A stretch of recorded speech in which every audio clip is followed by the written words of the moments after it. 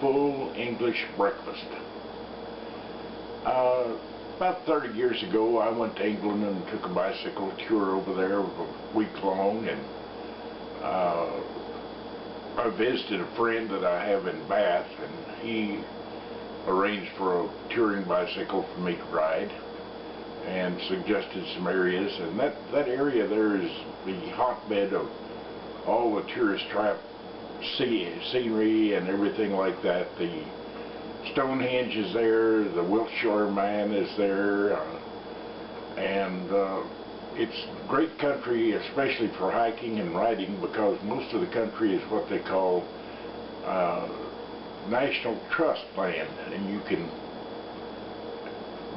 walk across it or bike across it without any fear of being a trespasser. You can camp on it. The people still use it for grazing sheep and things like that, but it's the people over there, they treat that land a lot different than we do our national lands here in the U.S. They keep it clean, it's spotless, and they have a lot of facilities for walkers and hikers and bicyclists, but no motor vehicles on it. But I found a place there to spend one night, and this is the breakfast they served the next morning, and I'm going to recreate it. The full English breakfast has several things on it. It has two kinds of meat. One of them's a sausage, the other one can be bacon or anything, but I'm going to have kipper snacks on there. The kipper is a smoked herring, and my wife hates them. She, along with sardines, her dad used to eat them when she was a kid, and she couldn't stand the smell then, so I'm going to be having this breakfast for myself. But I've got everything laid out on it here. Potato, kippers, baked beans. That's a standard on British breakfast, is baked beans. The other kind of sausage here, they always had two meats, tomato and an egg, and the bread, of course. And since the potatoes take the longest to fix, I'm going to do them first. Okay, I got the potatoes cubed up there in about bite-sized pieces. I'll hit them with a little olive oil here. And I make my own seasoning for things like this. You can buy it of all kinds, but this is just simply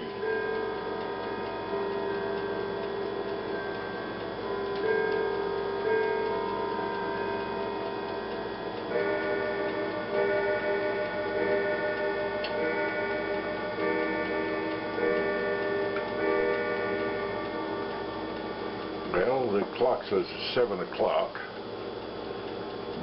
running about the right time for breakfast. As I said, though, this is a mixture of equal parts salt, black pepper, cumin, and paprika, and it gives most everything, like vegetables and things like that, a nice flavor. And also use it for rubbing meat or for barbecue.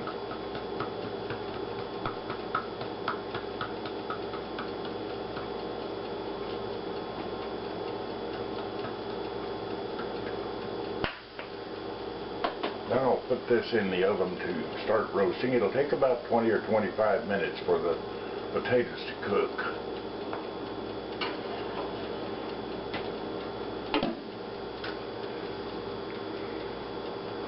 In the meantime, I'll fix everything else.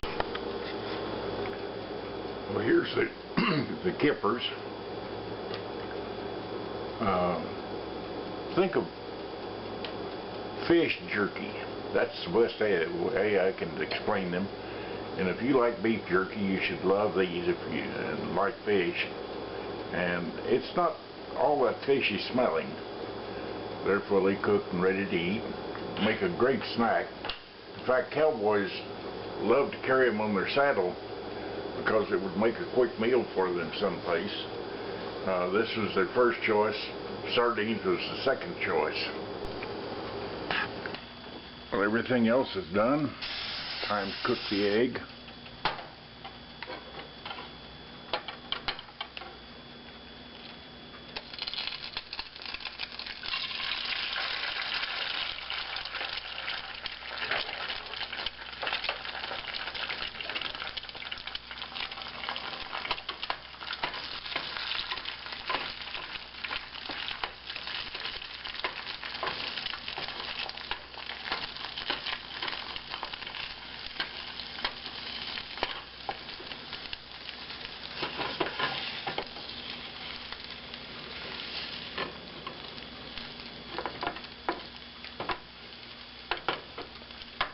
You know, I thought that Walmart's large eggs were getting a little bit undersized, so I weighed 6 of them last night. A large egg is supposed to weigh 2 ounces. Only one of them came just barely over 2 ounces, and all the other 5 failed it by, oh, I don't know how much, but not much. But eggs are getting smaller. At least they only cost 63 cents for a package of 18. So I can't argue very much. Well, the egg's done, and I'll put it on the plate. Okay, it's time to plate things up. Got the tomatoes here. Put them over there.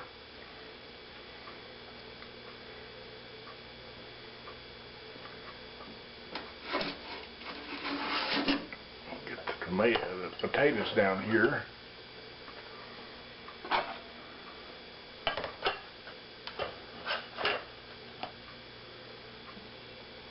Put them back there.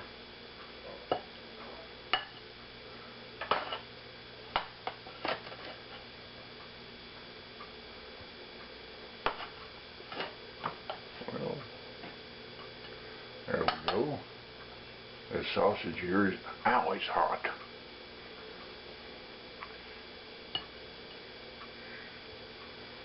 And the baked beans, of course, they've got to go on there. So that looks like the breakfast right there. Got the sausage, potatoes, kippers, tomatoes, scrambled eggs, and baked beans. I'm going to go to the table and enjoy that. I came across a camping barn up on the Wilshire Plain. It was mostly for hikers, and it would accommodate probably 8 or 10 on cots with straw mattresses in the top of the barn. And it was just everybody face the other way and not pay any attention to each other as you got ready for bed. But I was the only bicyclist there, and all the rest were hikers. But the ladies of the house, 2 spinster sisters,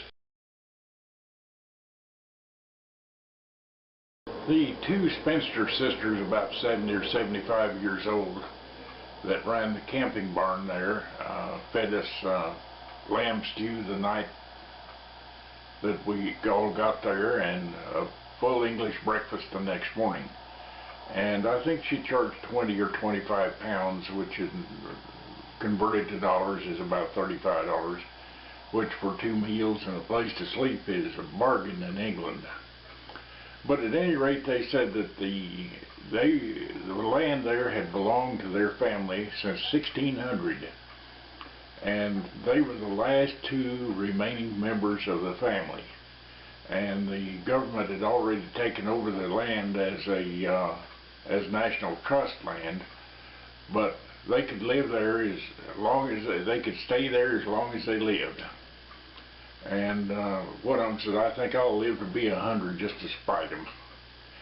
But they were sprightly little ladies and fun to be around, and I really enjoyed this breakfast. If you're going to ride a bicycle, which on those paths over there, 20 or 25 miles is a pretty good distance, you need something that'll stick with your ribs, and a full English breakfast will do it. And it's kind of interesting to have when you are used to the usual ham and eggs and hotcakes and things like that. So if the urge hits you, go ahead and make yourself a full English breakfast.